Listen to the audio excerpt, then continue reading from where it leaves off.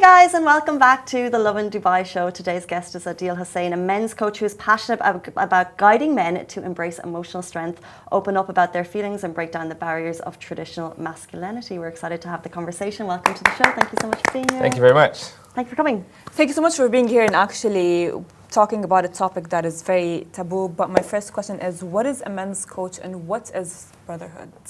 So one of the things that I work with men on is just helping them tap into this thing called healthy masculinity.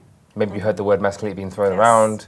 Usually the word toxic is in front of it, but I'm helping men understand who they really are and what they're really feeling and to be more honest. I think that's really what my focus is. And also helping men get out of a tough place. A lot of guys are struggling within their mind and their hearts and not knowing how to really process their emotions, not knowing how to communicate what they are. Maybe you can relate to some guys in your life that struggle to open up. But Brotherhood UAE is a men's group. And the whole premise of Brotherhood UAE is to give men a safe space to speak up, to share their feelings and their emotions, and also make friends in the process. One of the main reasons why men join Brotherhood UAE is because they don't have any friends and they're lonely. You know, a lot of the guys are out here trying to find themselves or build a business or make it, and they struggle. And they don't know how to talk about what they're going through, so they don't. We're not conditioned to speak up, right, as men. We just keep things stuck right down. And that was me as well. So for many years I did keep things to myself, and I would explode in anger or frustration. And usually at those closest to me, my mum, my sister.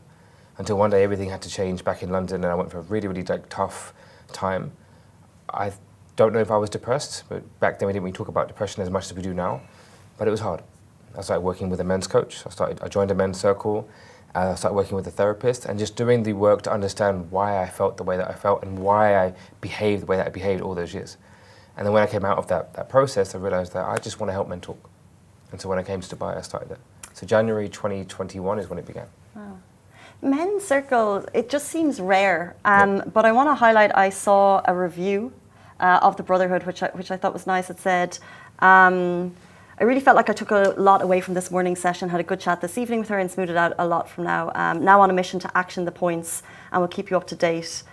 This has been so good for me despite the short time of being involved. I've never had someone like you who genuinely cares, and now I'm focused and I really appreciate it. So I just wonder, a really nice review, and I just feel like, what does a men's circle look like? I feel like it's a very interesting concept, but people are probably nervous to attend. All right. How does it go? Yeah, so I call it the man cave. So every Tuesday we have the man cave, and it's held in a place in Al Quoz. And so everyone comes, we sit in a big circle. I do a little meditation, just to bring them to the room. You know, just nothing too crazy, just breathe for about 3-4 minutes, just be with the heart, just be there. And then we break off into small circles, and everyone gets 5 minutes just to check in. How are you doing? How are you feeling? And we use this format called pies, which my coach, when I worked with him, had taught me. So check in physically, intellectually, emotionally, spiritually, socially, just so that you've got a framework in how to express yourself. Some guys come and they think, I don't know what to say. I don't even know where to start. And some men will come and say, Adil, I don't want to talk. I don't know what to do. I'm a bit nervous. Can I just sit here? I say, fine. Just say your name and why you're here. But when they hear that man speak, and that man speak, and that man speak, they think, oh, this is what we're doing? We're allowed to share, and there's no judgment and there's no shame. Every single thing can be talked about, and they do. And they share some really deep things. Some men cry and open up, and only really we understand each other. Men understand men. And often as men, we're often running into the arms of a woman or to the feminine energy because it feels safer to speak up and open up. But around your boys, around guys, there's a different type of energy that you can have and a different level of comfort and safety in opening up. So they all share. No one speaks during that person's share, and there's no advice. So we're not here to help each other in terms of consultation and anything like that. It's just get it off your chest, feel better, great. After everyone's checked in, we bring everyone back to the circle and we discuss a topic. It might be love languages, healthy communication, divorce, marriage, finances, business, what it means to be a man. We've talked about everything. Imagine 3-4 years of doing this, we've covered a lot of different things. And then so they're also learning in the process too. And one thing that's missing in society today is actually just sharing that wisdom that we all have together. Often we're reading books, listening to podcasts, and we're trying to learn as much as possible, but we're not actually using it. But we forget that between us, there's a lot of shared wisdom. You're intelligent in something that I'm not very smart at, and you can teach me, and I can teach you, and vice versa. So now these men are one, they're becoming friends, two, they're networking with each other, and three, they're getting things off their chest. So imagine that as a network of men. Now they not only have a deeper trust with each other, but now they're starting to see how they can work together and also hold each other accountable. So the group's grown from just me, about 4 years ago, to now 120, 130 men, and having 30, 40, 50 guys sitting on a Tuesday is incredible, and it's growing, you know? Well, you said something at the beginning that men are conditioned not to talk about their problems, but throughout your experience, what are the biggest issues that men are quietly facing emotionally? So definitely loneliness, financial struggles, wanting to be in a relationship but not knowing how to be in one or how to find the right person, stress, feeling overwhelmed with life, keeping up with the pace of, say, somewhere like Dubai, drowning in fear. I've had moments where I was so scared, just being by myself in this city, not knowing where money was going to come from, how I'm going to survive or pay my rent. Some guys are struggling. I mean, I've got one case study of a guy that found me through a Khaleej Times advert, well not advert, article that was in the paper, and he was told by his partner that he wasn't man enough, and he wasn't masculine, and he's broken, man, clinically depressed. He called me. I literally said to him, "See me tomorrow." And luckily in Dubai you can do that. It's very easy to meet people. Met him the next day, started working with him as my client, brought him into brotherhood. Now, 6 months to a year later, he's a completely transformed man because he had support from the community. I had a story yesterday of a man told me that he's struggling with his wife. Another brother has let him come stay with him. We've raised money for people. We've done so much with this community, and just knowing you've got someone to talk to goes such a long way. So these men are struggling in all kinds of ways. The same way you'd be struggling. We go through the same things. We don't talk about it. Why are men less inclined to have the conversations, do you think? Fear of being judged, fear of being seen as less than a man, fear of being seen as weak, not trusting anyone. All of these things. Being seen as a failure. You know, our sense of pride is so linked to our achievements, how we're perceived. If we don't look a certain way, we're judged instantly. If we don't have a certain amount of money in the bank or drive a certain car, you're judged. You know, status and power is important to men, and if we don't feel like we've got those things, we just feel less than. And you can say, "Oh, it's ego." Yeah, it is ego, and we don't know how to process it. That's why we have to come together and learn. That's why we work with coaches and we have people to help you understand, so you can let go of certain things. You said about ego, right? Yeah. But do you think culture plays a huge role? Because like we know that with culture, they say that the man is the provider, the man is this, the man is that, and which led to, as you said, ego. And do you think that this is all related to the man not being able to express? I mean, ego definitely plays a part. Culture is a huge part, especially in this part of the world. And my parents are from India, Pakistan, but we do have that pressure to feel like we've got to be the one to do it all. And I actually, to be fair, I subscribe to the element of being kind of provider and giving that provider energy, but it can feel like a lot of pressure. It can feel like a lot of pressure, especially when you think you do have to do it all, and then feeling that you can't actually ask for help. We struggle to ask for help. The typical example of not asking for directions, because we don't want to be seen that we haven't got it together. But also, in a way, like I said, we're being judged.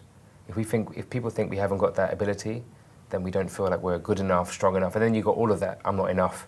You know, I'm not worthy, I'm not loved. And we tie all of these things into what can we provide? What can we do? And that can be damaging. You know, yes, we should be able to look after ourselves in our domain. It's quite a nice thing to be able to do, but not at the detriment of our emotional and mental health. So that's the struggle.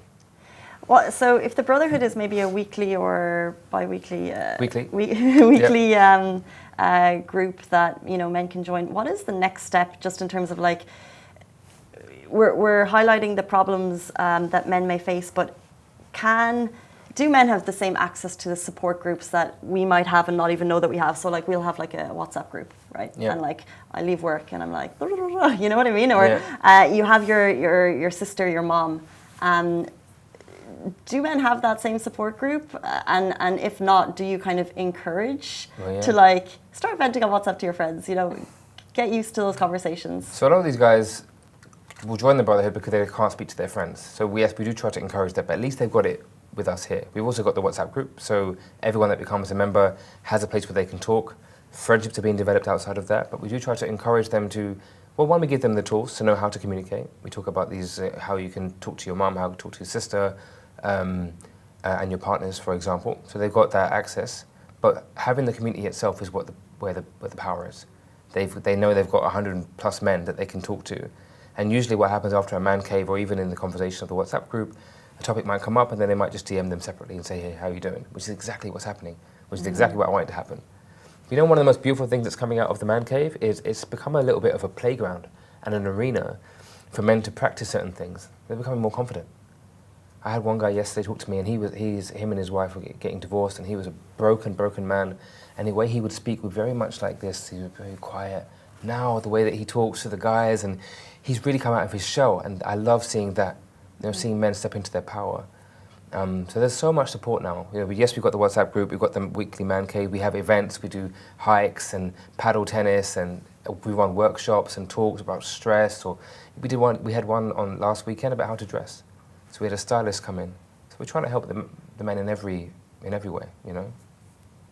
What are some of like the biggest barriers that prevent men from seeking help regarding their mental health? It's the stigma that they're not, something's wrong with them. Yeah. That's the biggest thing. And I like to think that Brotherhood UAE can be the bridge between nothing and therapy, because therapy is fantastic, but that can be seen as even more of a stigma. Brotherhood UAE, I want it to be like a brotherhood, really, like we're just friends, we're just hanging out, we're just talking. You don't have to think that something is wrong with you because you're not okay, and you know you're not okay. You know, if you're sitting in the car before you come home and you're just like, oh, or you don't want to go to work on a Monday morning, or you're feeling that dread, something is not quite right, or you can't sleep. Look for the signs, you know. How's your metabolism? Are you feeling down a lot? What's your energy levels like? Just because you're feeling these things doesn't mean something is inherently wrong, but you can't make a change. But we get so stuck in our comfort zone, or we think that there isn't a way out, that we feel like we'd rather just not do anything at all. But that stigma, we need to get rid of it now. And I think we are moving towards that direction of it being less of a problem. Mm-hmm. Many more people than I ever thought that I would ever see are in therapy or doing something with their life in that direction or seeking help. But we still got a long way to go. Seeking help is one thing. The self-care market is primarily focused at females, and I feel like self-care is something I can do on a Sunday evening or a Monday morning, but it's little things, but it's entirely focused at females. And I'm just wondering, what are ways that men could probably dip into self-care throughout their day without, I guess, compromising their masculinity? No, I mean, yeah, compromising masculinity. But look, just taking some time out, just to for those that pray, for example, for the Muslims that are watching, or anyone that prays, really engaging with your prayer. That's one thing, and treating it like a meditation, or taking time out to take 4 or 5 minutes to sit and breathe and do that. Go for a walk.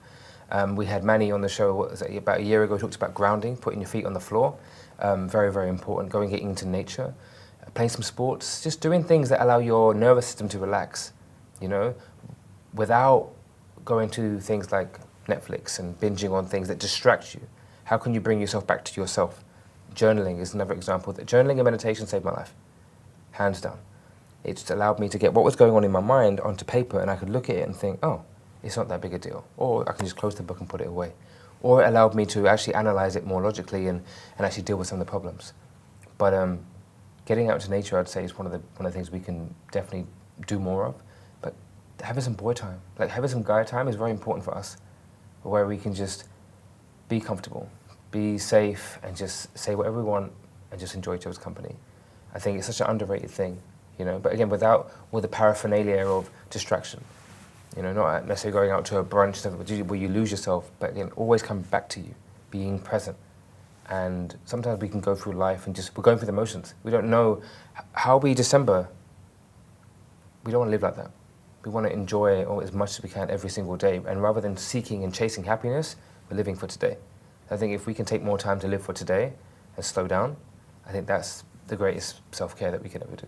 Has there been any negative backlash for having men's group, men's caves, something that just promotes solely men's visions, I guess? No, it's been applauded, and even I have a lot of female followers that are huge advocates of what it is that we do. We have a partnership with a women's group called Women Who Thrive, and every month we bring the men and the women together, and we talk about topics that we should be talking about between men and women.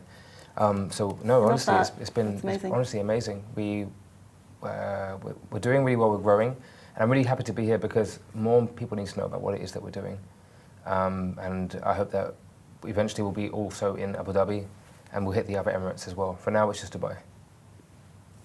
That is beautiful, but we know that to anyone who is struggling with mental health, the first hard thing is realizing it and acknowledging it. So if there's a man that is struggling, to acknowledge that he is struggling and he needs help, what is one advice that you would give them? Write it down, first of all. Just try to write down what it is that you're feeling, even if I don't know, I'm uncomfortable, or I can't sleep, or I'm feeling stressed. Just to connect with that feeling, first of all. Don't try to shove it down and get rid of it. Just allow yourself to feel it, and see if you can connect with at least one person about what it is that you're going through. That is the first part. At least allow yourself to feel it, because accepting it is quite hard.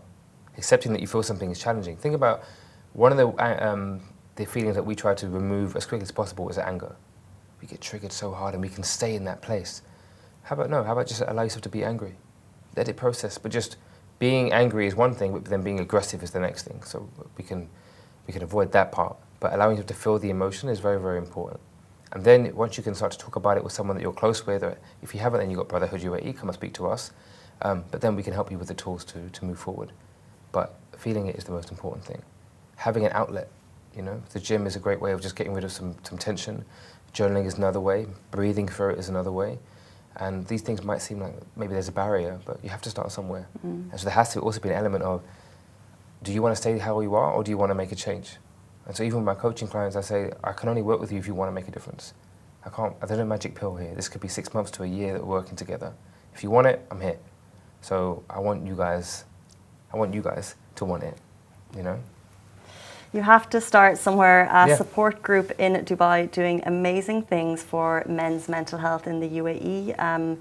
Some of the tools may sound simple, but so important for people to be aware of them. If people watching the show today would like to join the next Man's Cave, how can they do that? So brotherhooduae.com, or find me on Instagram, either Adil Coaches Men or Brotherhood UAE. And that's it. And we'll have you in. You can join for free for the first time. Just come and check us out. Just get in and just experience it. I know you might be a little bit nervous, a little bit scared, but I promise that it will exceed your expectations. Adil, thank you so much for the chat this morning. We really appreciate your time. Thank you, Farah. Thank you, Casey. And that brings us to the end of the Lovin Dubai show this morning. We're back here with you tomorrow morning, same time, same place. Have a beautiful day. Bye-bye.